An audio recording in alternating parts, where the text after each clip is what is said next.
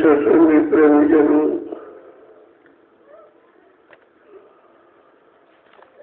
संत मत और काल मत।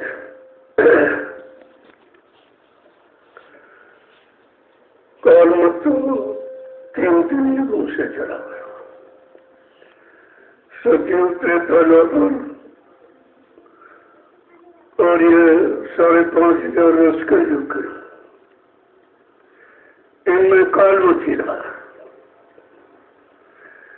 काल शक्तियां होती जाती रही देश समाज के सुधार के लिए, धर्म की स्थापना के लिए और दुष्टों के संघार के लिए और भक्तों की मदद के लिए। लेकिन कलयुग में ये दयाल शक्ति, जिनको संत महापुरुष कहते हैं, इस कलयुग में आए। जब संत नहीं आए थे, किसी जीवात्मा का उद्धार नहीं था। सब काल माया के देश में जो काल माया ने मिलकर पापों कर्मों की मिलोनी रचना यानी कर्मों का जाल बनाया, उसी में फंसा के रखा। लेकिन जो सदगुरु दयाल ने देखा कि जीवात्मा सब फंस गई, वापिस घर नहीं आई, तो उनको चिंता हो गई। लाग दया कोमल चित संता, तो दया लगी उठी और संत महापुरुषों को भेजा कि जाओ मृत्युलोक मंडल में जीवात्माओं को जगाना। ये सब सो चुकी है। इनको नाम का सहारा देकर इनको जगाओ और नाम डोर सत डोर पकड़ाओ और इनको इनके घर जाने के लिए भरपूर शक्ति प्रदान करो, क्योंकि अपने बल से नहीं आ सकती।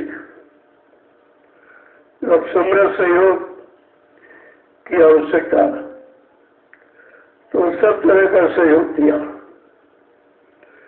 पहले जीवात्माएं बेहोश थी, उन्हें कुछ नहीं मालूम मैं किधर से आई हो, कैसे यहाँ फंस गई, किसने फंसा लिया, कौन मुझे निकालेगा, कौन आएगा, किधर से आएगा, कुछ नहीं मालूम, सब उड़ गई।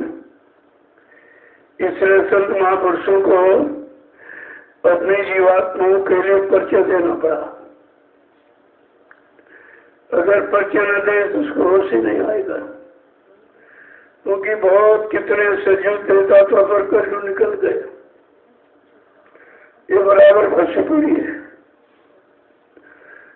तो जब पहले परिचय दिया कि हम आए हुए देश से जहां तुम्हारा धाम, तुम सबको घर पहुंचाना एक हमारा काम। काम की धाम से आया हूँ, किस काम को करने आया हूँ, कौन सा नाम लेके आया। ये तीनों परिचय दिए। परिचय मिल जाने के बाद शंका खत्म हो जाती। अगर परिचय न देते तो ये कोई जीवात्मा जग ही नहीं सकती थी। और परिचय देने में कितना समय लग गया। 10 जुलाई सन 1952 से 2012 तक सब परिचय ही दिया गया। अपने काम की और धाम की जगह नाम की पूरी जानकारी, और कहा इसी नाम से काम होगा और किसी नाम से नहीं। ये भी कहा बच्चा, जब तुम जय गुरुदेव नाम लोगे मैं तुमको मिलूंगा, मैं तुम्हारी मदद करूंगा। शंका किस बात की? लेकिन और किसी नाम से नहीं, इस नाम से मिलूंगा। तो स्पष्ट वादा नाम से हो गया और स्पष्ट वादा काम का हो गया कि जिनको मैंने नाम दान दिया, जब तक इन जीवात्माओं को इनके घर नहीं पहुंचा लूंगा, मैं मानव शरीर को छोड़ के जाने वाला नहीं हूं। यह भी परिचय दिया। कहने का मतलब जब सब परिचय मिल गया तो फिर शंका का कुछ काम था। शंका तो जब परिचय नहीं होता तभी होता, और परिचय में जाने के बाद ही शंका हो गई। अब महापुरुष समय से क्या कह रहे, किसके लिए क्या, और तो उनकी मौज मर्जी की बात है। अभी कुछ कह रहे तुम्हें सच्चा ईमानदार देखकर शाम को उसमें कहते नहीं बड़ा उसको ठीक नहीं है तुरंत। तो उनके लिए कहना, किस लिए कह रहे, क्यों कह रहे, किस काम के लिए, किस परीक्षा के लिए, किस जानकारी के लिए, तो जिनको तो मालूम नहीं है कि परीक्षा कैसे ली जाती है। आदेश के द्वारा, बच्चों के द्वारा काम करा के, संदेश सुना के तरह तरह से, और जीव जिस तरह का होता है उस तरह से टिक पाता, टिकना मुश्किल है। सबसे बड़ा परिचय की जानकारी है सुमरन ध्यान भजन। अगर ये नित्य नियम से करते रहो सुबह शाम, तो आपको किसी से पूछने की जरूरत नहीं है, सब परिचय तुम्हें अंदर में खुद ही मिल जाएगा। लेकिन आप साधना करते नहीं और सेवा भी नहीं करते हो और सत्संग वचन सुनते नहीं हो, तो विश्वास कैसे होगा? ये विश्वास के लिए 3 तरीके बताए गए आपको कि सत्संग सुनो और फिर सेवा करो, और जब मन का गुमान गरुड़ घमंड उतर जाए तो भजन करने लगो। इसके पहले मन भजन में लगेगा नहीं, क्योंकि ये बड़ा गुमानी रहा है और हमेशा मनमानी करता रहा। जहाँ इच्छा हुई आपके शरीर को लिया, उस इच्छा को पूरी करा दी, काम में लगा दिया, क्रोध में, लोभ में, मोह में, अहंकार में, ईर्ष्या, राग, द्वेष में, ऐसी गंदगी में भगा दिया। अब मन बेचारा जब गंदा हो गया और गंदगी में सारी शक्ति खराब कर दी, अब इसके पास पुरुष नहीं है कि सदा खड़ा हो जाए। तो कहा कि सत्संग वचन सुनाकर मन को बुरी गंदी आदतों से हटाया जा सकता है, अगर वचनों को मानने विश्वास करें और जीवन में उतार ले। जब सत्संग सुनेगा तो पता चलेगा कि मैंने जो जघन्य अपराध पाप किए इनसे कैसे मुक्ति मिले, तो फिर सेवा का आधार समझ में आ जाएगा कि सेवा से हमारा ही काम हो सकता है। और तो कोई ऐसी युक्ति आपके पास है नहीं, और है तो भजन, उसमें आपका मन लगता नहीं, तो सरल करके सेवा बता दी, सेवा करो, सेवा करो, सेवा करो। और सेवा का फल सबसे बड़ा है, सबसे बड़ा सेवा करो।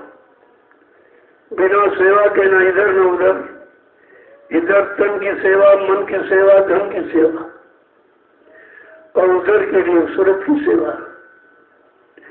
ये 4 प्रकार की सेवा रखी गई,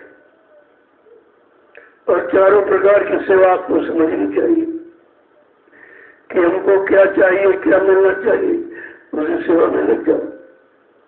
धीरे धीरे धीरे वो सेवा तुमको वहां पहुंचा देगी। वैसे भाव, वैसी श्रद्धा, वैसा आस्था, वैसा विश्वास बना देगी आपको। सेवा से बहुत काम होते हैं। भाई किसी को खुश करना चाहो तो सेवा से खुश हो जाओ। प्रेम से प्रकट हुए में जाना, सेवा में प्रेम होता है तभी सेवा होती है, बगैर प्रेम की सेवा नहीं करेगा। और कहा प्रेम से मैं प्रकट हो जाऊंगा, मिल जाऊंगा, नहीं लूंगा, लेकिन रुपए पैसे धन और सामान से नहीं। वो तो आपका इसलिए लिया जाता है कि आपको शुद्ध हो जाए। जब शुद्ध हो जाएगा और शुद्ध जगह, अच्छी जगह, परमार्थ की जगह लग जाएगा, उसका भी लाभ आपको मिल जाएगा। कहा गुण नहीं भूखा तेरे धन का, उन पर धन है नाम रतन का। गुड़ तेरा उपकार करना में भूखे प्यासे को दिलो। ये उनका उपकार है कि तुम्हारा लेते उनको तो जरूरत नहीं है, जिसके बाद नाम की दौलत, नाम का खजाना, ये क्या करेगी? ये कागज की मुद्रा क्या उसके सामने है? लेकिन फिर भी तुम्हारा सुख कर देते और सही सच्चे परमार्थी काम में लगा देते, उसका भी लाभ आपको दिला देते।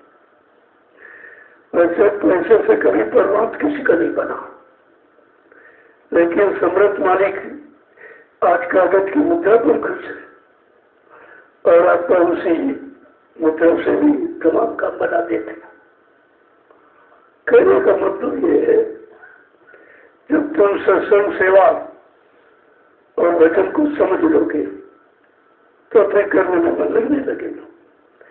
अभी आपने ये नहीं समझा कि सत्संग किसने सुनाएगा, सत्संग का मतलब क्या, हमारे जीवन में इसका क्या काम है, सेवा क्यों कराई जाए, सेवा का क्या मतलब, सेवा से क्या काम होगा, भजन में क्यों बैठाया जाता है, भजन से क्या होगा, क्या लाभ मिलेगा।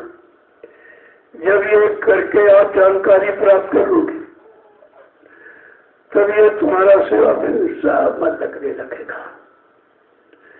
फिर आप सबके बदले सेवा करने लगोगे। चलो जितनी हो जाए उतना ही काम हो जाएगा।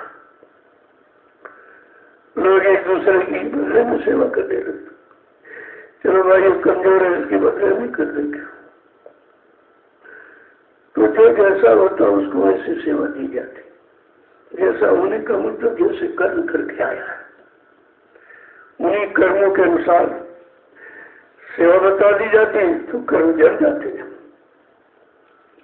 तो सब तरफ से मदद की जाती है। यह मदद, सहयोग देने का तरीका है कि जीव की मदद कैसे की जाए, सहयोग कैसे दिया जाए। तो आपके साथ ये सत्संग सुनाने का, सेवा में लगाने का, भजन कराने का तरीका, और इन तरीकों को समझ लो तो आपको भी कुछ नहीं करना, कोई भय नहीं रहेगा, निर्भय हो जाओगे। और जब तक निर्भय नहीं तब तक डर तो काल का है, दयाल का कोई डर नहीं। दयाल डराने नहीं आया, आपको डर से मुक्त कराने आया, निर्भय कराने आया कि काल माया का डर खत्म हो जाए। कागज डरते हो तो मौत से डरो, मौत का डर रखो कि मौत तो निश्चित है, सत्य है, एक दिन जरूर आएगी और मौत से कोई बच भी नहीं सकता। राजा रंग हनुमानी पढ़ा लिखा पुरुष, स्त्री पुरुष कोई हो, मौत से कोई नहीं बचेगा, क्योंकि ये मौत का देश है। इसीलिए इसको मृत्यु देश भी कहते हैं, मृत्यु लोग कहते हैं कि हाँ मृत्यु एक दिन सबकी निश्चित है, लेकिन मृत्यु में जाने के पहले इस शरीर से काम ले लो और ऐसा काम ले लो कि दोबारा मौत के झगड़े में आना ही न पड़े। जब भजन करके जीवात्मा पाक साफ निर्मल हो जाएगी और सेवा करके ये तन पवित्र पाक साफ हो जाएगा, तो जीवात्मा का ये मनुष्य मंदिर है, शरीर वो मंदिर गंदा है, इसलिए जीवात्मा बेचारी संकोच में बैठी है। जितने सत्संग सुन के और सेवा करके इस तन शरीर को निर्मल पवित्र कर लोगे, जीवात्मा खुश हो जाएगी। आज मेरे रहने का मकान साफ हो गया, बहुत गंदा था लेकिन साफ हो गया, बस उसी से अपना उधर की तरफ चलने लगती है। तो सब एक ही निशाना है कि जीवात्मा अपने घर पहुंचे। बहुत युग और काल निकल गए हैं, बेचारी फंसी पड़ी है, किसी ने सहारा नहीं दिया है। पहली बात तो किसी को जानकारी नहीं थी। जितने पहले युगों में जो ऋषि मुनि, योगी, मार्स और तारीफ तकनी आती जाती नहीं, उनको ये मालूम नहीं था। जीवात्मा का राज रहस्य किसी को नहीं मालूम। वो तो केवल जहाँ की जीवात्मा रहने वाली है उसी देश मंडल मुकाम से जब कोई संत महापुरुष आएगा वो जीवात्मा को पहचानता है, उसकी जीवात्मा इसमें तो जानती है, वही उनको जगाएगा, वही ले जाएगा। बाकी जितने आए सब काल माया का संदेश देते हैं, माया के बनाए जाल की बात बताते रहे कि ये करो वो करो, राज ले लो, पाठ ले लो, धन ले लो, दौलत ले लो, सामान ले लो, पति पत्नी बाल बच्चे ले लो, ये तो सब होते रहे। लेकिन जीवात्मा जगह परमात्मा से मिले ये किसी ने नहीं बताया। और असली मानव शरीर का लक्ष्य उद्देश्य यही है। मानव शरीर भी इसीलिए आपको मिला है। ये दोनों मानव शरीर में आते हैं, चाहे स्त्री तम हो चाहे पुरुष तम हो। संत महात्माओं का रिश्ता लगाओ तुम्हारी जीवात्मा से, शरीर से नहीं है। और शरीर दोनों चमड़े के, खुद चमड़े का है, उसको स्त्री तन पुरुष तन में बांट दिया, लेकिन जीवात्मा जो स्त्री में वही पुरुष में। और शांत महापुरुषों का केवल जीवात्मा के लिए आए, जीवात्मा से उनका रिश्ता है और संबंध है, और उसी को जगाने की उनकी नामदान आपको दे दिया कि जल्दी से घर गृहस्थी परिवार में रहकर जो तुम्हारा एक कर्म कर जाए, कोई बेटा है, कोई बेटी है, कोई पति है, कोई पत्नी है, धीरे से कर्जा निपटा दो ताकि दोबारा आपको ना आना पड़े। अगर कोई कर्जा रह गया तो आपको फिर मानव तन में आना पड़ेगा। इसलिए सारे कर्जों को आपकी बाहर निपटाने की कोशिश करो कि जिनका जिनका लेन देन है, जिनका जिनका हमारे संबंध है और रहा है, तो उनका धीरे से कर्जा निपटा दीजिए सेवा के द्वारा। सेवा कर दो, कर्जा निपट जाएगा। अभी भोजन बना दिया, कपड़े धो दिए, और कोई परेशानी बीमारी कारी आई तो मतलब दवा दे दिया, बहुत छोटे मोटे छोटी मोटी सेवा करके अपना कर्जा उतार दो। अगर कर्जा रहेगा, पति का रहेगा तो फिर आपको आना पड़ेगा, पत्नी का रहेगा तो फिर उसको आना पड़ेगा, बेटे का रह गया, बेटी का रह गया, तुम परिवार छोड़ के भाग गए, चले गए, कर्जा सब बाकी रह गया, तो भागने से पीछा नहीं छूटेगा। क्योंकि काल बड़ा बरियार, बड़ा जबरदस्त है, वो कर्जा अपना लेना जानता है। कहीं न कहीं अटका भटका के अपना कर्जा आपसे ले लेगा। इसलिए सीधे सीधे दे दो और आपका काम बन जाए। परिवार में प्रेम से रहो, एक दूसरे कर्जे निपटा दो तो बस यहाँ से चल पड़ो। तो बात कर्जे की समझ में नहीं आई लोगों को। जो साधु हो गए, चले गए, कई जन्मों के लिए कर्जे लाद के रह गए, क्योंकि कर्जा से बाकी है, हमारे डर के परिवार में कुछ रहा नहीं तो परिवार छोड़ के भाग गए। ये तो कायरता है, ये कायरता है। परमात्मा ने सच्चा ईमानदार समझकर एक परिवार जाति में आपको जन्म दे दिया और सहयोग के लिए पति पत्नी दे दिए, और जो कर्जा था वो बेटा बेटी बन के आ गए उनके लिए। तो एक ही जन्म में अगर ये सब पूरा हो जाए तो दूसरा जन्म नहीं लेना पड़ेगा आपको। नहीं तो काया से जो कारज हुई बिन भोगे बचे नहीं को। शरीर इंद्रियों से जिसके साथ जो भी आपने किया है, एक कर्म किया ही, उसे धीरे से प्रेम से निपटाओ, अच्छा रहेगा। अगर बार बार जन्म लेना तो पता नहीं फिर महापुरुष मिले मिले न मिले, उनकी मौज भी नामदान दिया ना दिया, या नामदान दिया तो दया नहीं किया। नामदान तो कभी साथ से लेकर कितने लोगों ने दिया, लेकिन ये दया मौज किसी ने नहीं किया कि मैं तुम्हारी जीवात्मा को जगाऊंगा, परमात्मा से मिलाऊंगा। कबीर साहब ने तो ये कहा सुनी माने नहीं, दे धक्के दो चार, जो कहना और समझाना कुछ नहीं मानता, मारो धक्का चला जाए। यह कहा उन्होंने। तब उनका बड़ा कठिन है, क्योंकि वो गुप्त संत है। जो प्रकट संत आया वो दया का भंडार लेके आया, वो कोई सजा देने नहीं आया, और धीरे से प्रेम पैदा करके और तुम्हारा कर्जा निपटा देगा। लेकिन आप बात समझ लो तब तो ये जितने भी संत आए, कबीर साहब से लेकर जितने गुप्त संत थे, प्रकट में नहीं कोई आया, इसलिए प्रकट में घूम के कोई संदेश नहीं दिया। और दरवाजे दरवाजे आवाज नहीं लगाई, और जो जिसको देखा, कोई श्रद्धा है, कोई सेवा है, कोई प्रेम, कोई भाव देखा, तो उसके कान में नामदान दे दिया। लेकिन ये नहीं कहा कि मैं नामदान दे रहा हूं तो तुम्हारी जीवात्मा को जब तक काल माया के देश से निकाल के घर नहीं पहुंचा लूंगा तब तक मैं शरीर से नहीं जाऊं। ये नहीं, किसी ने नहीं कहा। ये वादा केवल समर्थ मालिक का। यही पहचान है सत्य महापुरुष की। और कान में नामदान देते रहे, लेकिन लाउड स्पीकर लगाकर इस रची में किसी ने नामदान की शुरुआत नहीं किया। ये पहले महापुरुष है।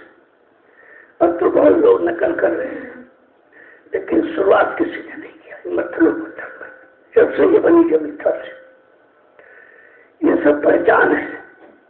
अगर ये पहचान आपको याद रखते तो फिर आपको भूल नहीं होती, कोई शंका संदेह नहीं होता। अब महापुरुष किसके लिए क्या कह रहे, किस मौज में कह रहे हैं, कौन सी मसलहत है इसमें, वो तुम कैसे समझ पाओगे।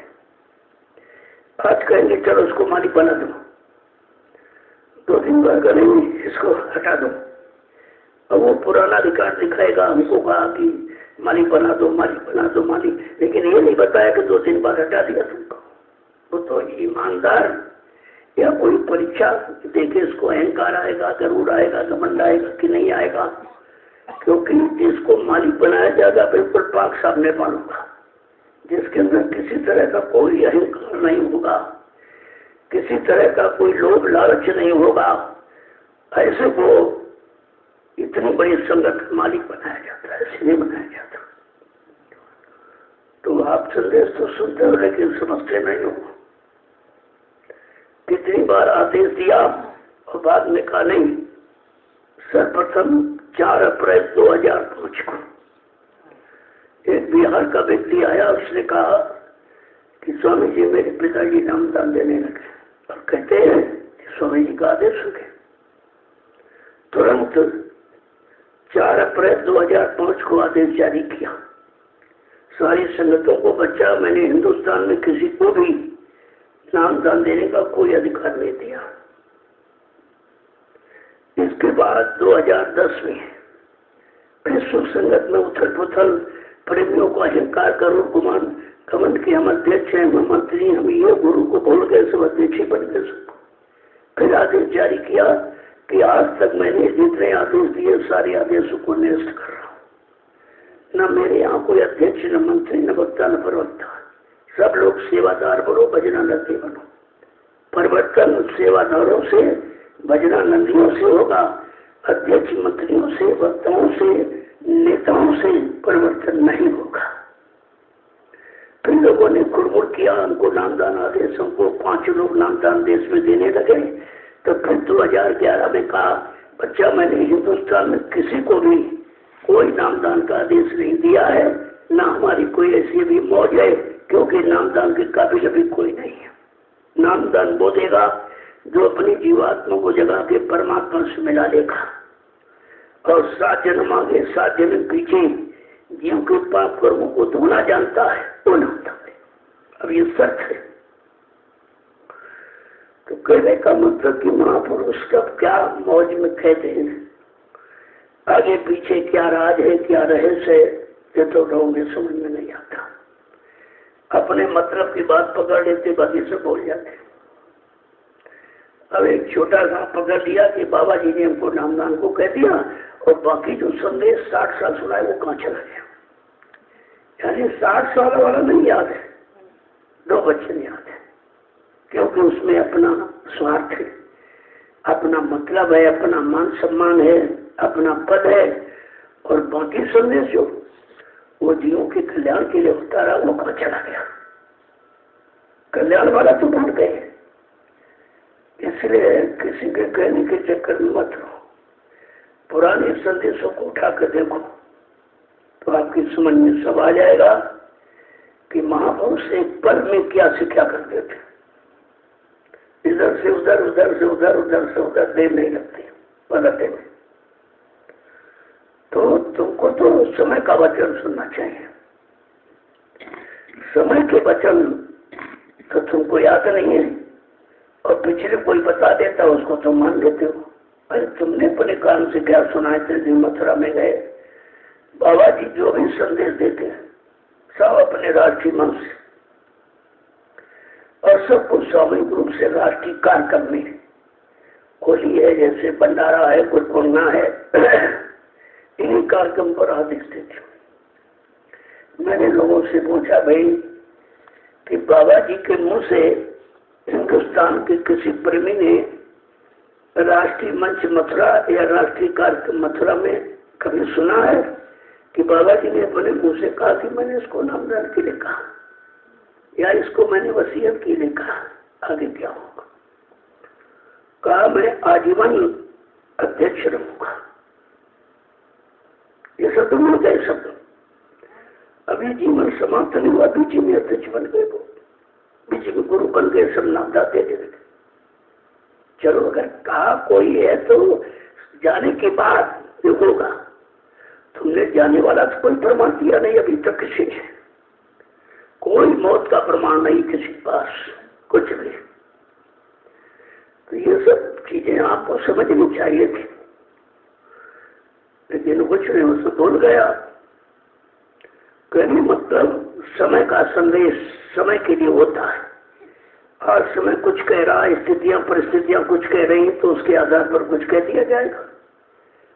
लेकिन कल जब समय बदल दिया गया, परिस्थितियां बदल गई, तो कुछ और होगा, और कुछ हो तो चंद मिनट में इधर से उधर। उनको देर नहीं लगती परिवर्तन में। कहा था तुम सब भग जाओ फिर भी परिवर्तन कर दूंगा, और तो यही पकड़ के बैठोगे हमारी जरूरत नहीं, हम सब भाग जाएंगे, भाग जाएंगे। ये बात है कि मैं सब कुछ कर सकता हूँ, तुम रहो चाहे न रहो। अगर रहोगे तुम्हारा नाम हो जाएगा, और नहीं रहोगे काम तो हो जाएगा। और कहीं से जमीन उखाड़ कर आसमान तोड़कर परिवर्तन हो, परिवर्तन तो होगा, इसे कोई रोक नहीं सकता। और परिवर्तन किसी इंसानी शक्ल की बस की बात नहीं है। ये मोटी मोटी पकड़ आपको रखनी चाहिए थी। तो जब इशारों को भूल जाओगे तो फंस जाओगे आप। इशारा किसके लिए हो रहा, क्यों हो रहा? परीक्षा के लिए भाई कहा नहीं इसको मारी बना दो बड़ा ईमानदार, और थोड़ी देर कहते नहीं बड़ा बेईमान हटा उसको। अब तुम कहो अरे अभी ये कह रहे थे, अभी ये कह रहे, अरे वो क्यों कह रहे थे, अब क्यों कह रहे हैं, ये क्यों के चक्कर में तुम क्यों हो? तुमको तुम्हारा लाभ किसमें है, अपने लाभ की बात सोचो। तो कहने का मतलब है कि महापुरुष के कहते हैं संत वचन अटपटे और झटपट रखे न कोई, और जो झटपट रखे तो झटपट दर्शन हुए। बड़े अटपटी वचन है, उन्हीं अटपटों में लोग फंस जाते बेचारे कि ये कहा था, ये कहा था, अब ये कह रहे हैं, ये क्यों कह रहे हैं, वो क्यों कह रहे हैं, वो कह रहे हैं। कल मैंने आपको बताया था कि एक छप्पर का एक छप्पर छाओ, फिर कहा नहीं इसको उठा के वहां दूसरी जगह ले चलो, ये जगह ठीक नहीं है। जब वहां पहुंच गए नहीं तो वही ले चलो जहाँ छाया गया था। ऐसे 2-3 बार तो तुम तो जो कहोगे अरे सब गलत आदेश दे रहे हैं, ये कह रहे हैं वहां नहीं चलो, कहते ये वहां नहीं चलो, वहां नहीं। अब तुम क्या मतलब समझ लो कि यहाँ से वहां ले जाने, वहां से फिर वापस लाने में क्या लाभ है? तुमको तो लाभ मालूम नहीं, वो तो लाभ देने वाले को पता है कि इनको लाभ कैसे दिया जाए। ना ये भजन कर सकता है, ना सत्संग वचन सुन सकता है, ना सेवा कर सकता है, और लाभ देना ही हमको है। तो कोई ना कोई सरल तरीका निकालेंगे। जब 4 बार छप्पर बीच में भाव बिगड़ गए कि अरे पागल हो गए, यहाँ उठाओ वहाँ रखो, वहाँ उठाओ वहाँ रखो, तब आदेश नहीं रह गया, मजबूरी आ गई तो छप्पर को उठाना नहीं, घसीटने लगा, टूट गया। फिर ले गए, कहा ऐसा करो अब जहाँ छाया गया था वहीं ले चलो, अब और भाव खत्म हो गए। एकदम घसीटते लाए, साथ फूट पाट गया। जब ले आए कहा ऐसा करो इसको माचिस से आग लगा दो, जला दो इसको, और शंका में चले गए। छबाने का क्या मतलब निकला? छप्पर छाया गया, कोई काम लिया नहीं गया, इधर ले चलो उधर ले चलो, उधर उठाओ और बाद में कहते जला दिया। अरे जब जलाने तो छाया क्यों, ये बुद्धि आप लगाने में। तो कहा चलो सत्संग में बैठो, तो बैठ गए, लेकिन बड़ी निराशा में शंका के बैठे। जब शुरू किया कि जब चक्कर छाया जिसने, उनके कर्म कट गए, और जिसने उठा के दूसरी जगह दे गए उनके कर्म कट गए। फिर वहां से फिर यहाँ ले गए, उसमें कर्म कट गया। तुम 4 बार ले गए, 4 जन्मों के कर्म तुम्हारे कट गए, और इसीलिए जला दिया। कहने मतलब तुम्हारे कर्म जला दिए गए, 4 जन्मों के कर्म जल गए केवल उठाने रखने में। लेकिन भाती है कि तुमको शंका हो जाएगी, तो कहने महापुरुष क्यों करते हैं, किस काम के लिए, क्या लक्ष्य है, क्या उद्देश्य है, ये सब उन्हीं पर छोड़ो। तुमको सेवा का मतलब, तो चाहे उठाने की सेवा हो, चाहे रखने की हो, चाहे तोड़ने फोड़ने, हमको इससे क्या लेना। हम अगर सेवा करेंगे तो हमको मजदूरी मिलेगी। क्यों कहते हैं घाट पर मजदूरी रोकी नहीं जाती, उधार नहीं है, संत मन नगद सौदा है। 1 मिनट करोगे 1 मिनट की मजदूरी, 2 मिनट करोगे 2 मिनट की मजदूरी मिल जाएगी आपको। का ये मत ही ऐसा है। लेकिन जब पूर्ण, इसीलिए कहा कंप्लीट सरेंडर, आत्मसमर्पण, जब आप समर्पण भाव बन जाओगे, सबको दे दिया गुरु को, तो फिर क्या रहेगा, फिर शंका काय भी करते। कहा तन मन दिया फिर क्या अपना रहा। ऐसी जन भक्ति कोई बिल ना करे, इसलिए भक्ति सबसे न कमाई गई। का बिना गुरु भक्ति होती नहीं, और सत्संग बिना कोई पाई नहीं। गुरु भक्ति पाने का रास्ता सत्संग है। सत्य नहीं समझ में तो गुरु भक्ति का शंका हो जाएगी कि पैदा हो जाएगी। तो कहा कि भक्ति करना है आसान इतना नहीं जितना वाणी से सबको सुनाई गई। प्रेम गुरु की कृपा भक्ति होती नहीं, जिनको सत्संग बिना कोई पाए नहीं। वेद पुराणों में महिमा नवधा भक्त की लोक सुख का आधार जो माना गया। सब बड़े जीव है भूल ब्रह्मे, और कहा कि सब भूल ब्रह्मे मारे बस गए, और किसी को उसका ज्ञान ही नहीं रहा। सब बड़े जीव है मोह के जाल में, धर्म ग्रंथों में महिमा सुनाई गई। भक्ति करना है आसान इतना नहीं जितना वाणी से सबको सुनाई गई। बिन गुरु की कृपा भक्ति होती नहीं, जिसको सत्संग बिना कोई पाई नहीं। भक्ति स्वतंत्र सदा सुखानी, बिन सत्संग न पावे प्राणी। कि स्वतंत्र है सुख की खानी भक्ति, लेकिन बगैर सत्संग की ये मिल नहीं सकती। इसका मिलना केवल सत्संग ऐसा स्थान जहाँ से भक्ति मिलती है, क्योंकि गुरु भक्ति सत्संग में है। तो महापुरुषों ने सब कुछ कहा है, सब कुछ सुना दिया। कहा भाई जिसने माना उसने जाना, और जाना उसने पहचाना, और उसने काम बना लिया, देर से बना।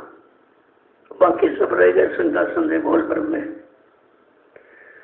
तो आपको सत्संग इसलिए सुनाया जाता कि शंका खत्म हो जाए, इधर की उधर की मतलब बनी। जब शंका समाप्त हो जाएगी तो बिल्कुल पाक साफ निर्माण हो जाओगे। फिर कोई सब इशारा हुआ, फट समझ में आ गया, कोई आदेश मिला, फट सिखाने लग गया। अगर आदेश हुआ उस पर आप तर्क वितर्क कर रहे हैं, शंका कर रहे हैं, तो आदेश को कोई लाभ नहीं मिलेगा, क्योंकि वो लाभ शंका में चला गया।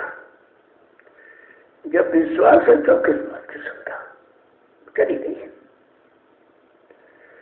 तो प्रेमियों को सत्संग के द्वारा उनको सही शास्त्र से रास्ते पर लाके खड़ा किया गया,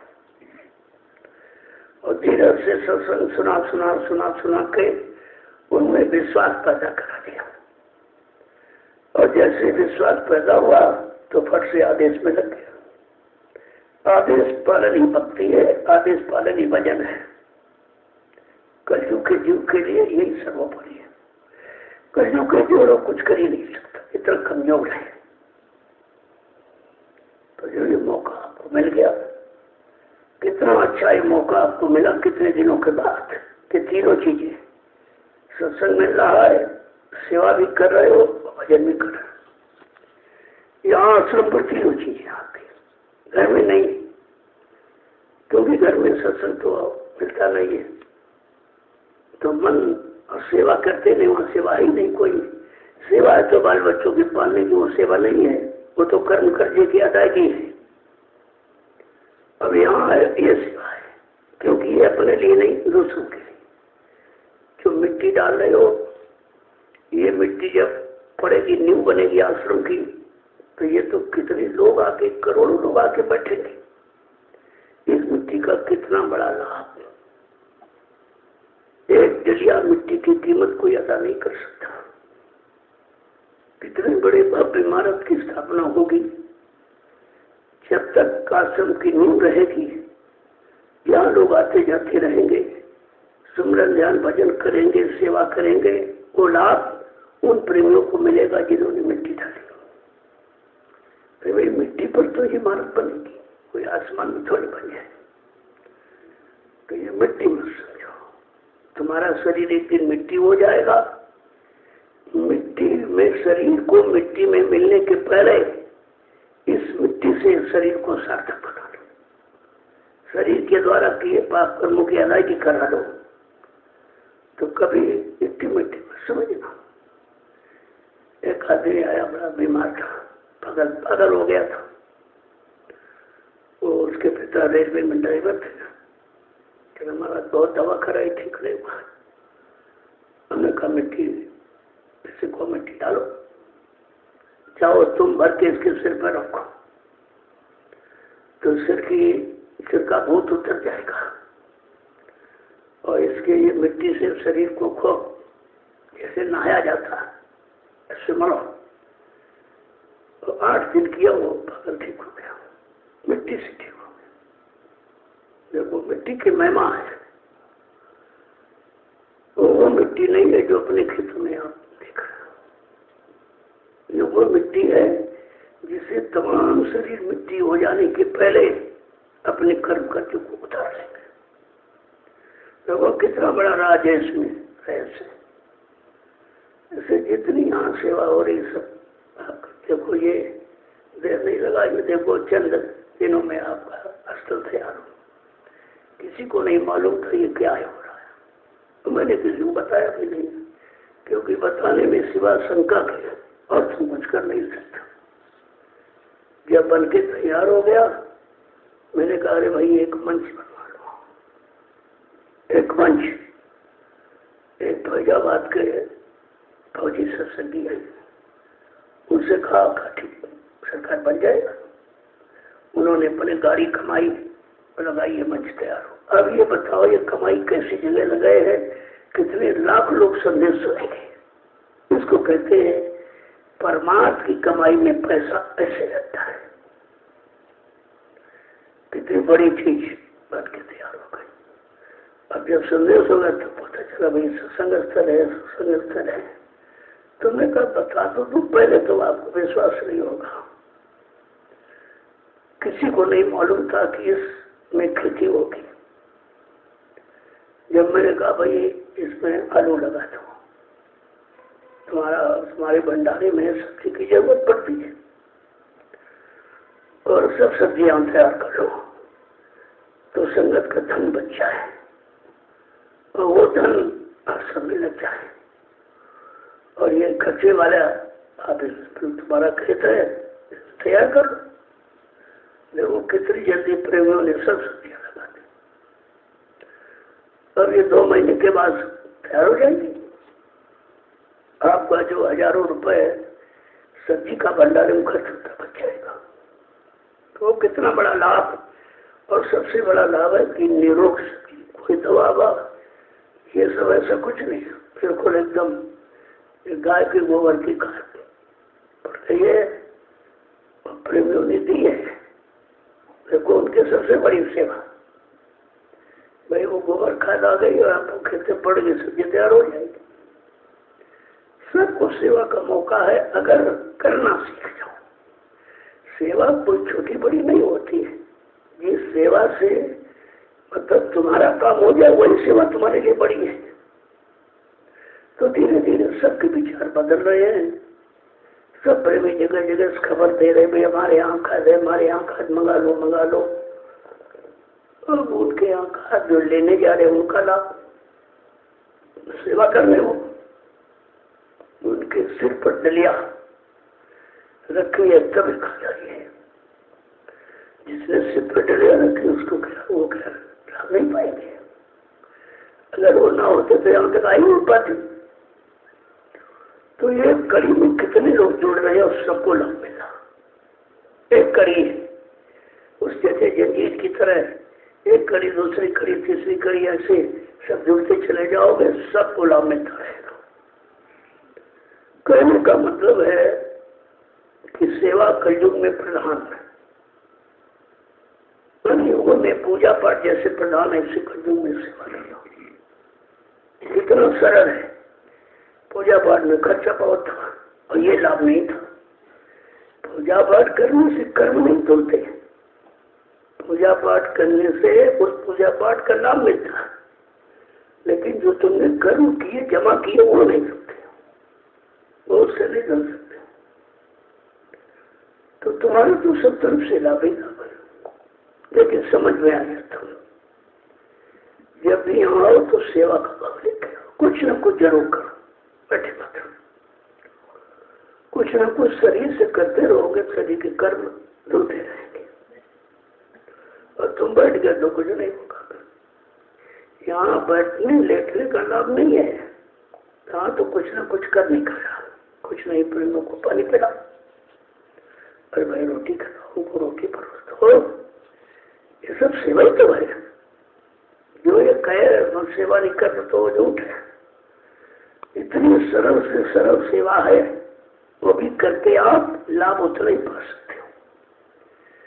जैसे आपने बैंड देखा, बैंड बाजा, बैंड बाजों में सब तो सुर निकालते, एक भोपू रहता, बाद में केवल भो की आवाज करता, कुछ नहीं करता और पैसे उसको रूप नहीं मिलते, तनख्वाह उसको रूप नहीं मिलती है, क्योंकि उसी टीम में वो भी सम्मिलित है। इस तरह से सेवा छोटी बड़ी कोई, लेकिन सेवा के लाइन में आप खड़े हो, सेवा में लगे हो तो लाभ आपको भी इतना मिलेगा, ऐसा नहीं है। अब तुमको ये नहीं मालूम है कौन कैसे कर्म करके आया। अगर धन से खराब कर्म किया तो धन आपको सेवा में लगा देंगे, उससे तुम्हारा काम, और शरीर से किया तो शरीर सेवा में लगा देंगे। कोई जवान वाणी से किसी को उल्टा सीधा कह दिया, निंदा आलोचना क्रिटिसाइज कर दिया, बदले अश्लील शब्दों का प्रयोग कर दिया, तो वो भी तो कर्म दोष है। वो अपने समय के सत्य वचन के प्रचार में लगाकर तुम्हारा वाणी संबंधी कर्जा निपटा दिया जाएगा, जो यहाँ सृष्टि में किसी ने नहीं किया। यहाँ तो हर कर्मों की सजा का विधान है। लिखा काया से जो कार्य होई बिन भोगे बचे नहीं कोई। शरीर इंद्रियों से जो भी आप करोगे उसका फल भोग आपको भोगना पड़ेगा। लेकिन संतों ने कहा नहीं, संत लेख पर मेघ मारे मेटे अंक कौन कदाल की।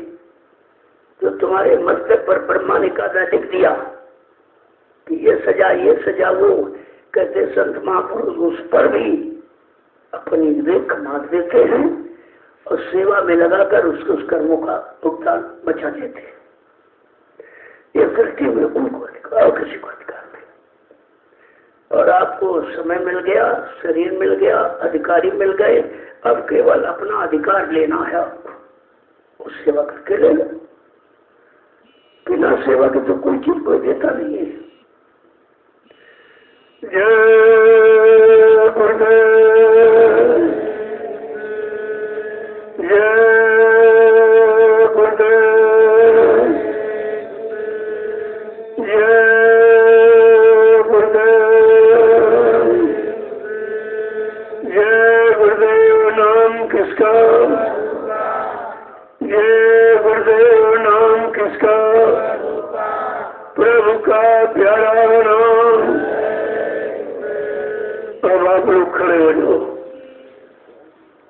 खड़े होने का मतलब यही, जो सुनाया बताया समझाया गया उस पर खड़े हो जाओ। और उस पर रखने की बैठने की जरूरत नहीं है, खड़े रहने की। जब यहाँ से जाओ ये रखो इच्छा की तुम्हारी फिर बढ़ा है। दरबार में आते जाते रहोगे काम बनता रहेगा, क्योंकि संसार शरीर परिवार में रहकर आप कोई काम नहीं बना सकते हो और कर्म कर्जा चढ़ा सकते हो, लेकिन ये दरबार तुम्हारे कर्म कर्जे को उतारने का है। इसीलिए सतगुरुदास ने अपने दरबार की महिमा बताई कि आए शरण तजो नहीं ठाई है। जो शरण में आ जाएगा उसको छोड़ा नहीं जाएगा और खाली नहीं जाने दिया जाएगा। तुम्हारे साथ कोई न कोई लाभ की गठरी बांध दी जाएगी। अब ये है जाती रही भावना जैसी गुरु मुहूर्त देखी से जो जिस भावना में आया है गुरु उसको उसकी शकल में दिखाई देता है। अनंत रूप है। किस मनुष्य पोल पर बैठकर कैसा काम शुरू करा दे। कहते सब घट भीतर साइया सोनी सेज का नो न कोए वह घट धन सरायो या घट प्रगट है। कहा सब घट में जीवात्मा मालिकांश है, लेकिन कहा वो घट धन है जिस घट से मेरा संदेश प्रसारित होता है, वो घट मेरा ही घट है। तो ये चित्र बराबर ध्यान में रखनी चाहिए। कौन है क्या है इस युग चक्कर मत रहो। तुम्हारा काम कहाँ से हो रहा, गुरु वचन कहाँ से प्रसारित हो रहे, गुरु वचन की याद कहाँ से कराई जा रही है, जो तुम्हारे लाभ का केंद्र है उसकी पकड़ करो। बाकी इधर उधर जाको ताकोगे तो भ्रम हो जाएगा। अरे मनुष्य बोल तो किसी जात में तो पैदा ही हो, जात पर तो है नहीं, लेकिन तुम उसको जाति में गिनोगे। इस जाति में बच्चा पैदा हुआ, इन घराने में पैदा हुआ, ये माँ बाप थे उसके, ये थे वो थे, लेकिन उनका मृत्युलोक मंडल में आने का कारण कुछ और है। वो सांसारिक इंद्रियों के भोगों के काम करने नहीं आए हैं, भोगों में फंसे जीवों को निकालने के लिए आए हैं। अगर मनुष्य शरीर में ना आए तो आप बोली भाषा नहीं समझ पाओगे। तो ऐसे कहा उनका शरीर नहीं है, केवल शरीर तुम्हारे वास्ते धारण किया है कि जब मनुष्य शरीर में आएंगे तो तुमको भय और चिंता और किसी तरह का और कोई वो नहीं रहेगा। अपनी बात कह ले तो भाई वही सुनेंगे, मैं सुना देंगे, बता देंगे। अगर मान लो मरीज मनुष्य शरीर लेके ना आए पशु पक्षी में, तो कैसे बोली भाषा समझो। या कोई शरीर न धारण करे आवाज दे तो आपको भूत आ गया, भूत आ गया, तो तुम समझोगे कैसे। तुम्हारे समझाने के लिए कहा गुरु ने मानव धन धारण किया है नहीं। गुरु ये कहते हो पुरुष पावर है जो मनुष्य पोल पर बैठकर शक्ति का इजहार करता है। गुरु अगोचर छिपी हुई शक्ति चले चले में काम करती है। तो अगर इन वचनों को पकड़ कर रखो तो शंका खत्म। हमें किसी से क्या लेना, वो किस नाम के हैं, किस गांव के हैं, किस जाति के हैं, क्या भाई हमारा काम कर रहे हैं कि नहीं कर रहे। जो मेरा काम कर रहा है वो मेरा है। जब डॉक्टर के पास जाते हो जाति पूछते हो, मास्टर के पास तो जाति पूछते, प्रधानमंत्री मुख्यमंत्री कोई जाति पूछता है। जाति पाति तुम यहाँ पूछ रहे हो झगड़े झंझट पैदा करके। तुमको मतलब की वस्तु नहीं, अपने घर आ गए। बाजार में जाते हो, मार्केट में खरीदे किसी जात पूछते हो, क्योंकि तुम्हारा उद्देश्य वस्तु से। ऐसे तुम्हारा उद्देश्य होना चाहिए कि हमारा लक्ष्य की पूर्ति होगी कि नहीं हो, हमारा काम कहाँ से हो रहा। निशाना जब इस तरह का रखोगे तो कोई भ्रम नहीं होगा। जय गुरुदेव, जय गुरुदेव, जय गुरुदेव। नाम किसका? जय गुरुदेव। गुरुदेव नाम किसका, प्रभु का प्यारा नाम। जोर से बोलो, सब मिल बोलो, बोलना होगा, अभी से बोलो। दुख दर्द हरेंगे, सब कष्ट हरेंगे, सुख शांति भी देंगे। सबके दाता, सबके मालिक, प्रेम से बोलो। ये नाम नहीं इंसान का, ये काम नहीं इंसान का, प्रभु का।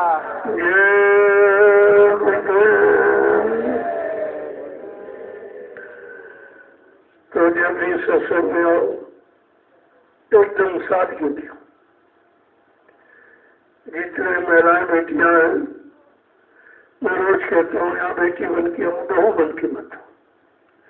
कोई एवर जेवर ऐसा फैसन इसकी यहाँ कोई जरूरत नहीं। एक तो तुम करोगे तुम्हारा मन खुद ही खराब होगा, और जो देखेगा उसका मन खराब होगा। दो को तुमने दो नुकसान की, अपना भी किया, दूसरे का भी।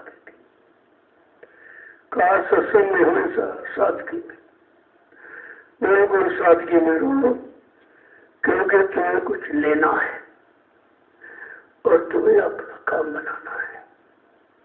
उस तरीकों को सिर्फ अपनाओ। जब तक रहो प्रेम से, ये दिखा दो लोगों को कि गुरु परिवार किसे कहते हैं, गुरु भक्त किसे कहते हैं, गुरु भक्ति किसे कहते हैं, गुरु अनुशासन किसे कहते हैं, गुरु वचनों का पालन ये किसको कहते हैं। सत्संगियों, तुम्हें आदर्श बनना है। संदेश सतगुरु का तुम्हें चरितार्थ करना है। जो आज तक संदेश आपको दिया गया 10 जुलाई 1952 से 2012 तक, उसको चरितार्थ करके दिखाना है। तब आपकी गुरुभक्ति मानी जाती है। कभी को गुरु भाई करते हैं, तुम रोज लड़ाई, तो ये गुरुभक्त कैसा हो? गुरु भाई बहन हो तो वही जो बहन है उससे बड़ा गुरु बहन, जो भाई उससे कई लाख गुना गुरु भाई बड़ा, जो कि उधर का साथी। ये जीवात्मा जब मनुष्य तन से निकल कर उधर जाएगी तो आपस में पूछेगी, भाई हम तुम एक ही गुरु के शिष्य थे, तुमने झगड़ा क्यों किया, तुमने ये क्यों कहा, तुमने ये क्यों कहा, तुमने ऐसा काम क्यों किया, चोरी क्यों किया, धोखा क्यों दिया, बेईमानी किया क्यों? ऐसा उधर पूरा हिस्सा होता। इधर तुम इस शैतान मन को खुश करने के लिए जो कुछ करते हो ये सब अपराधी है, और अपराधी मन कभी तुमको सच्चे अच्छे रास्ते पर नहीं खड़ा करेगा। कहा सत्संग में आओ तो यहाँ भी गड़बड़ करता है, यहाँ भी मतलब तरह तरह के झगड़े झंझट पैदा करता है। लेकिन जब सील क्षमा संतोष तेरा विवेक धारण कर लोगे तो ये कुछ नहीं करेगा, क्योंकि काम क्रोध लोभ मोह अहंकार की काट है। सील क्षमा संतोष तेरा विवेक, तो ये पांचा में तो फट से काट लगा दी भी कट जाएगा। जब काम आवे तो सील धारण करो, सीलता चला जाएगा, और क्रोध आए तो क्षमा धारण करो, क्या हो जाएगा। देखिए, लोभ आए तो संतोष धारण करो कि जो मालिक ने दिया वही बहुत है, क्योंकि जब साथ जाएगा नहीं तो ज्यादा बटोर के क्या करोगे। और उसी बटोरने में ही समय जा रहा है, और इनको बेचारों को नहीं पता है कि ये तुम ईंट पत्थर क्यों इकट्ठे कर रहे हो, तुम्हारे काम आने वाले नहीं है, ये मिट्टी है। कबीर साहब ने इशारा किया था, ये माया किनकी भई जामे जग बौराना हो। सारे संसार को पागल बना के रखा है और ये किसी की नहीं होगी। क्यों? ये लक्ष्मी विष्णु की पत्नी है, तुम्हारी कैसे बन जाएगी? वो विष्णु की लक्ष्मी, विष्णु की पत्नी है, विष्णु के पास रहेगी। तुम्हारे तुम्हारे पास आएगी, खुश करेगी, चली जाएगी, रुलाएगी, खुश करेगी, रुलाएगी, सुख से बस यही काम उसका।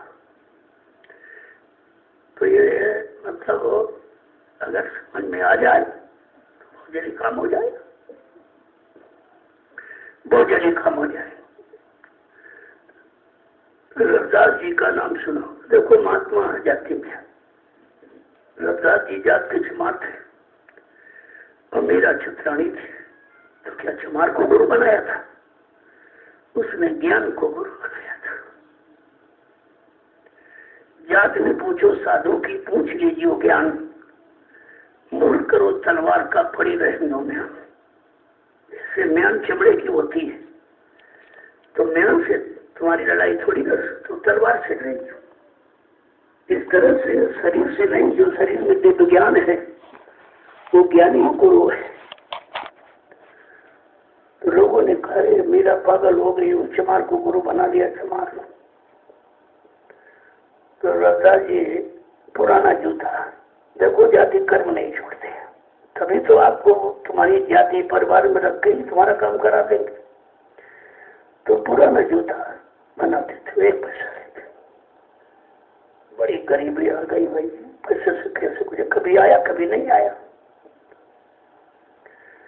तो लक्ष्मी जी को चिंता हुई, कहा भगवान आप कितना सच्चा भक्त, ईमानदार, बहुत गरीब है, हो ना कुछ मदद करते जाए, पर तो भंडार है, कह देखो भाई कर लो। तो मतलब एक बड़ा सा जूता लेके गए कि बड़ा जूता बनाएंगे तो ज्यादा पैसे मिल जाएंगे, तो रईस हो जाएंगे। बड़ा जूता बनाने लेके गए, बना दिया, पैसे का 1 पैसा। अरे कर नहीं, बड़ा करना, बड़ा छोटा कुछ नहीं, बड़ा छोटा कुछ नहीं, 1 पैसा चाहिए। तब विष्णु भगवान बचा रहे थे कि कैसे भाई मदद कीजिए, तो तैयार नहीं हो रहा किसी चीज को। तब कहा हो न को एक दिन माया की गठरी थोड़ा बांध करके दौलत की, और जहाँ ये चमड़े का काम करती है उस वाले अलवारी में रख देना। जब सुबह उठेंगे देखेंगे तो रईस हो जाएंगे। तो चुपके से रात में विष्णु जी वहां रखे। जब वो रविदास जी उठे सुबह तो देखा कि गठरी रखी है। वो तो पहले जान गए थे, तो सब जानते, सब देखते रहते। तो मतलब वो कहा कि अगर कहीं औरत जग गई, उसको औरत को लालच होता है कि लालच में कहीं मन न बिगड़ जाए उसका, तो वो गड्ढा खोद के उसको गाड़ने लगे। तो विष्णु लक्ष्मी आए, चलो देखे अब तो रईस हो गए होंगे। तो देखा कि गड्ढा खोद रहे। अरे भाई दादा जी गड्ढा क्यों खोद रहे हो? कहा मिट्टी को मिट्टी में दाग रहा हूं। कहा मिट्टी को मिट्टी के हवाले कर रहा हूं। विष्णु पूछे, देखा लक्ष्मी ये है संत महापुरुष, इनको कुछ नहीं चाहिए। तुम सोचती थी वो काल के जीवों की जरूरत है, इसको दयाल को कोई जरूरत नहीं। चाह गई चिंता मिट्टी मनमा बेपरवाह, जिनको कछु न चाहिए वो शान के साथ, वो बादशाहों के बादशाह जिनको पर जीवात्मा जगाना, परमात्मा मिलाने के सिवा यहाँ का कुछ नहीं चाहिए। ऐसे भक्त कभी कभी आते हैं। तो रविदास जी जब वो चमार के घर पैदा, सुपत जी बंगू के यहाँ पैदा हुए, पल्टू साहब माली के यहाँ पैदा हुए, तुलाराम बनिया के यहाँ पैदा हुए। देखो सब आए, सब जाती हो, ताकि तुम्हारे दिमाग से जात पात हट जाए कि महापुरुष कहीं आकर के जन्म ले सकता है और कोई माँ बाप बना सकता है, लेकिन उसका काम स्वयं परिवार से नहीं, समाज और देश के लिए होता है, यह समझाने के। और कबीर साहब जुड़ाए क्या, देखो सबका इतिहास पढ़िए तो पता चलेगा। ब्राह्मण परिवार में केवल गोस्वामी महाराज के और कोई नहीं आया, बाकी सब छोटी छोटी जातियों में, ताकि तुम्हारे दास से छोटी बड़ी जाति का ये गंदगी हट जाए। जात पात पूछे नहीं कोई, हरि का भजन हरि का हो। कहा भगवान पाने में जात पात काम नहीं आएगी, रुपया पैसा काम नहीं आएगा, रूप स्वरूप काम नहीं आएगा। भगवान पाने पाने में तुम्हारे मन बुद्धि चित्त की निर्मलता पवित्रता ही काम आएगी। तो बात समझने की है, समझ में आ जाए तो बहुत जल्दी हो जाए। जय गुरुदेव, जय गुरुदेव, जय गुरुदेव,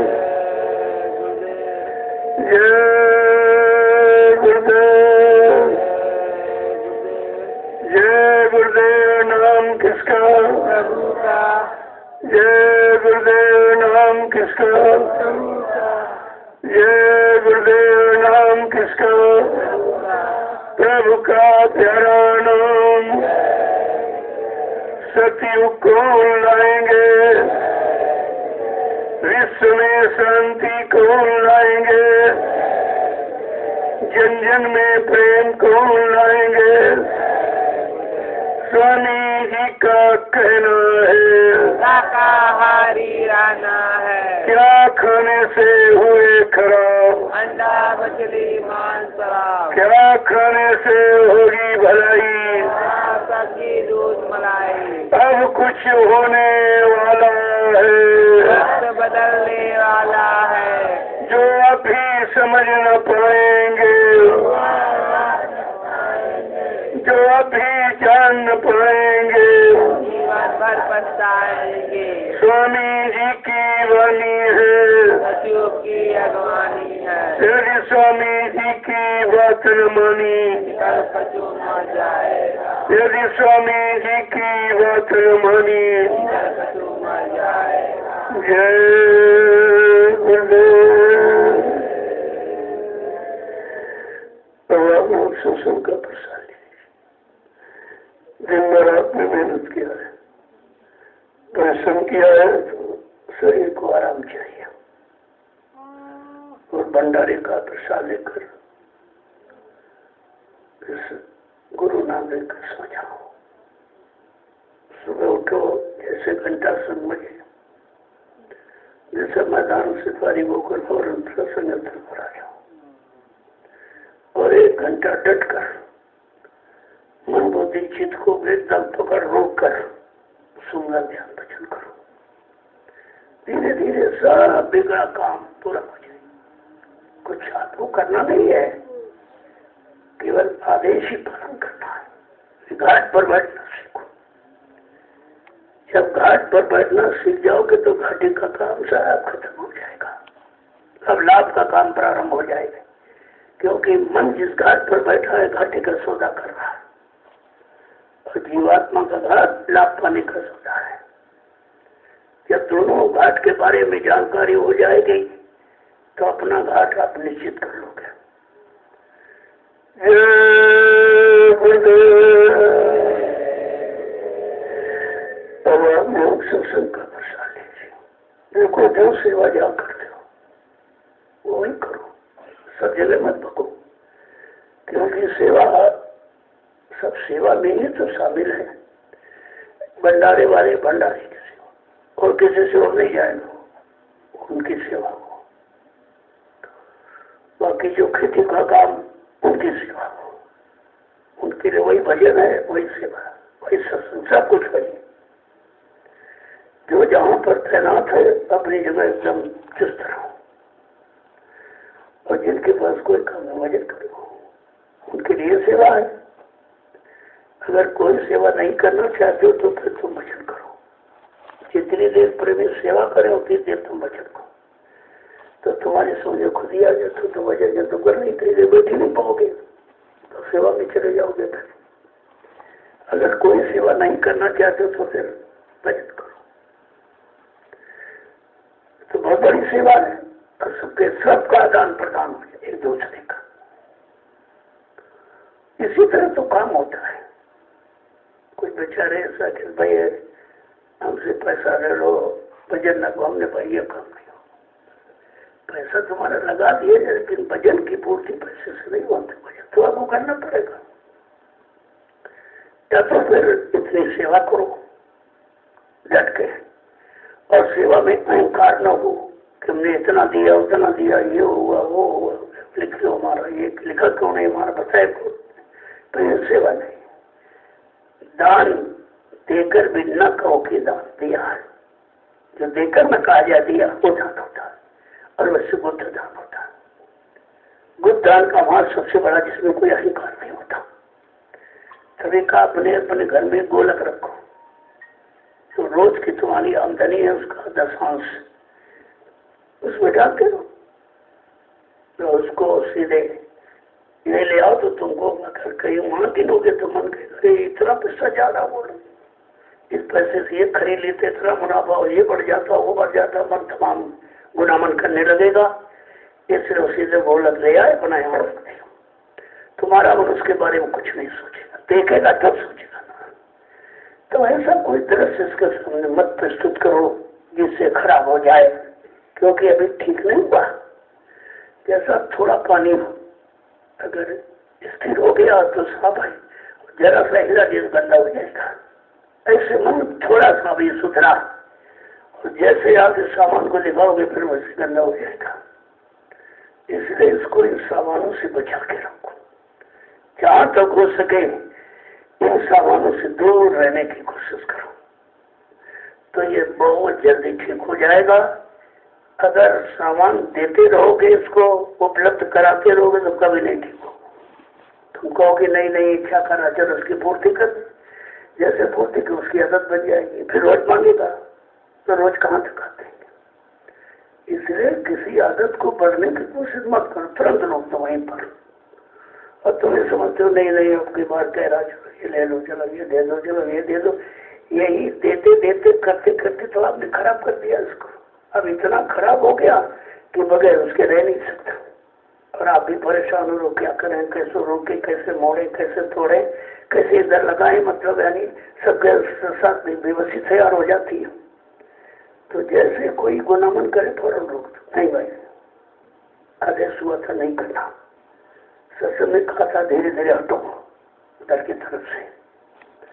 तुम हटने का प्रयास नहीं, यहाँ से जाते फिर उसे फंस जाते हो, सत्संग वचन भूल जाते हो, सेवा भाव खत्म हो जाता है, सुमरन ध्यान भजन करते रहे हो तो फिर वहीं फंस जाता हो। तो समझने की कोशिश करो, करना कुछ नहीं, केवल समझ लो काम हो जाएगा। जय गुरुदेव,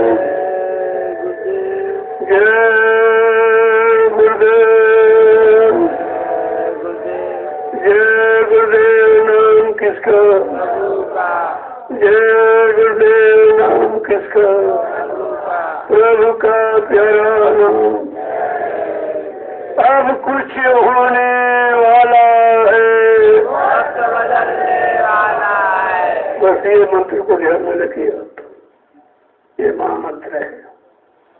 अब कुछ होने वाला, उस होने वाले में भागीदार बन जाओ, क्योंकि होने वाला कोई रोक नहीं सकता, हो तो होगा, लेकिन तुमको क्या लाभ मिलेगा?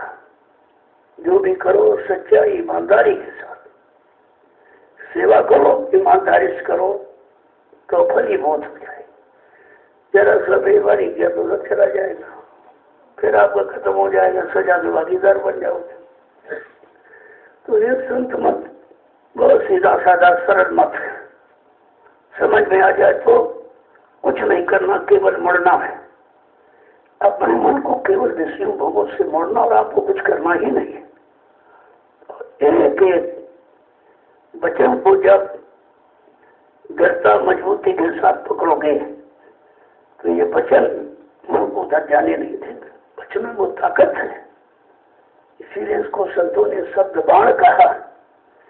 यह ऐसा बाण है जाके लगी शब्द की चोट, जो भय सतगुरु की ओट। जिन्होंने सतगुरु का सहारा लिया और नाम बाण को आगे रखा, उनका काम को लोग मोहकर कुछ नहीं कर सकता। साधु सिंह समान है, गरजे अनुभव ज्ञान, काम क्रोध लोग वो छोड़ भगे मैदान। दिखाई नहीं लगा साधु हो जाओ। साधु माने दारूदार लाल पीला सफेद कपड़ा नहीं है, साधु माने तन मन वचन इंद्रियों को साध लो, वो साधु है। बड़ी सच्ची परिभाषा सीधी साधी। तो आपको तो गृहस्थी में साधु बना दिया गया, और यहाँ इसीलिए आपको बुलाया जाता है। कभी 1 महीने, कभी 2 महीने, कभी 4 महीने, कभी 6 महीने, धीरे धीरे धीरे गृहस्थ आश्रम से आपको विरक्ति सिखाई जा रही कि बाल बच्चों को कैसे छोड़ोगे, कैसे निकल पाओगे। कभी 2 दिन के लिए, कभी 1 सप्ताह के लिए, कभी 1 महीने के लिए, तो 2 महीने के लिए। धीरे धीरे जब तुम्हारा 1 साल का हो जाएगा फिर आपका मन पक जाएगा, फिर उधर जाने के लिए तैयार नहीं होगा।